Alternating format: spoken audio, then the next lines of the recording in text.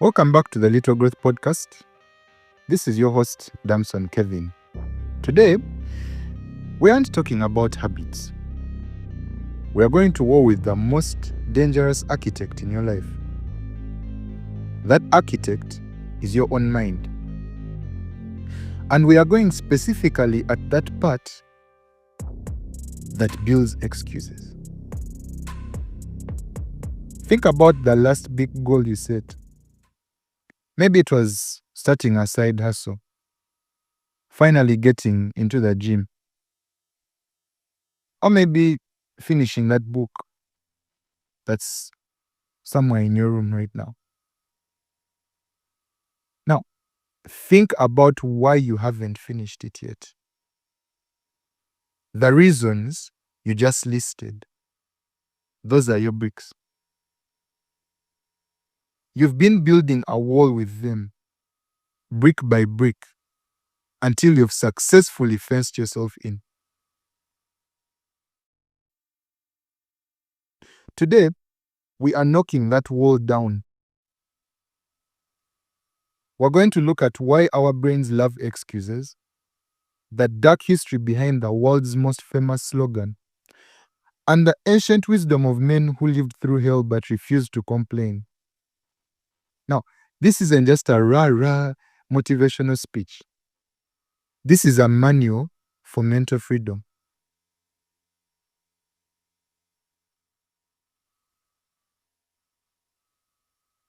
Let's start with a philosopher whose name is as clean and sharp as his mind.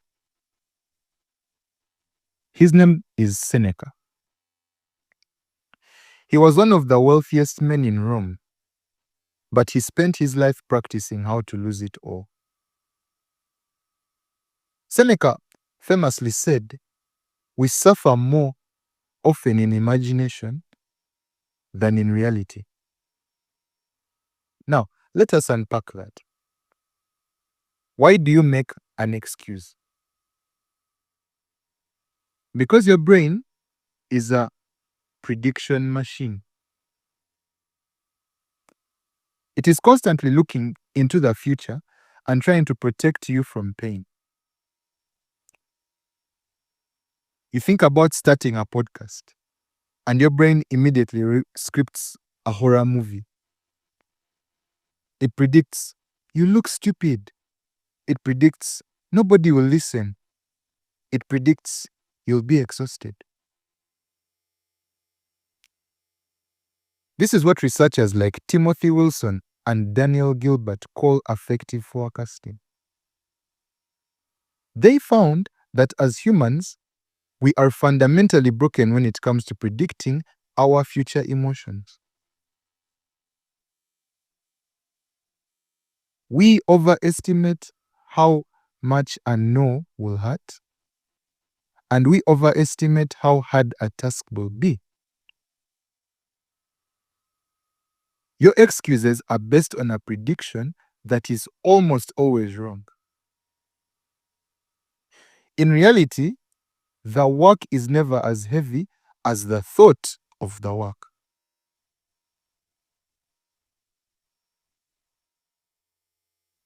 If we're talking about cutting through the noise, we have to talk about Nike. I know, we see that swoosh everywhere. And we see the world-class athletes who wear that swoosh. And we think of glory. But the origin of their slogan, "Just do it," is far more gritty and dark than you might realize. In 1988, Dan Whedon, an advertising executive, was trying to come up with something that captured the spirit of movement. Now, this is where it gets dark. He found inspiration in the final moments of a man named Gary Gilmore. Gilmore was a convicted murderer who was facing execution. Now, these final moments, when the guards asked if he had any final words before the firing squad, he didn't make an excuse. He did not beg for more time. He simply said, "Let's do it." Now, we then saw that, and he just tweaked it to just do it. And it became the anthem for a generation. Why does this hit so hard? Because just do it isn't about being happy. It's not about feeling inspired. It's about the raw, cold reality that action is independent of your feelings. Gilmore wasn't ready to die, but he accepted the action. You don't have to be ready to walk, but you must accept the movement.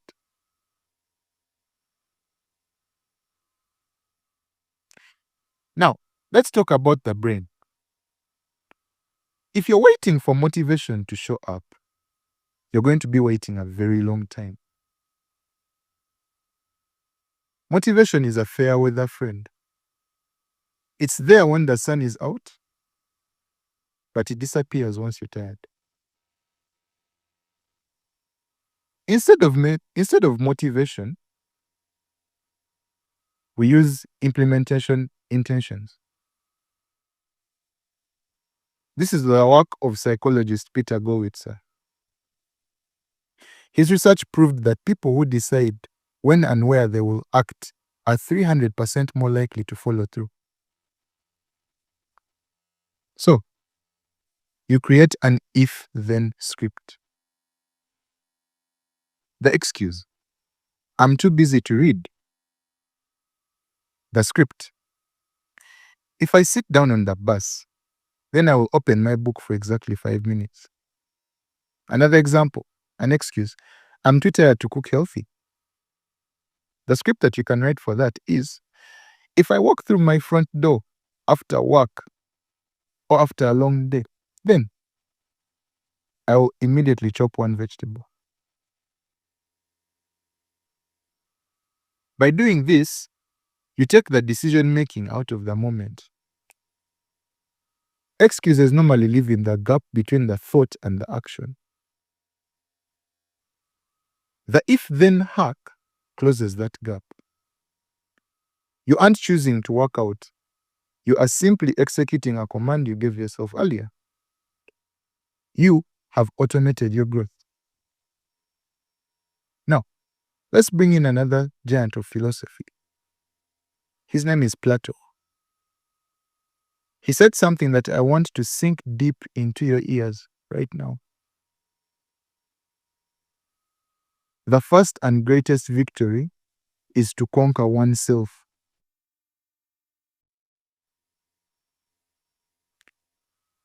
We live in a world that is obsessed with conquering everything else. We want to conquer the algorithm. We want to conquer the market. We want to conquer our competitors. But we can't even conquer the urge to scroll through TikTok for 3 hours. Now, dwelling on the study of Dr. Carol Dweck, this study would tell you that excuses are the byproduct of a fixed mindset. People make excuses because they are terrified that if they try and fail, it defines them. But if you have a growth mindset, you realize that failure is just a fancy word for data. So, stop trying to protect your ego. Your ego wants you to stay on the couch because on the couch, you are safe. But on the couch, you are also stagnant. You don't need a better plan. You need a smaller ego and a bigger why. Now, we've covered a lot today. We've talked about Seneca's Imagine Suffering. We've talked about the origin of Nike's slogan, very dark. And we've also talked about the if-then brain hack. Now, it's time for the little growth in action. My challenge to you today is: For the next 24 hours, I want you to banish the word but. Don't say, I would, but. Say, I will, and here is how.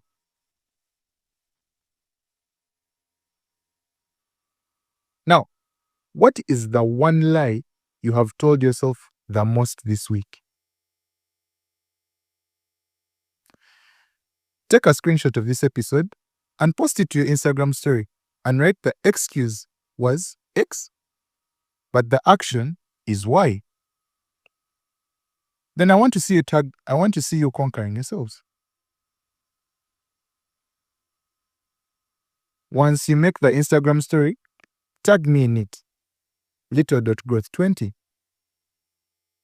And I'm going to reshare the best ones to inspire the rest of this community. Now, I want you to remember, the mountain does not care about your reasons. The gym doesn't care about your busy schedule. The world only rewards what you actually do. I'm Damson Kevin, and this has been the Little Growth Podcast. Stop making excuses and start making history.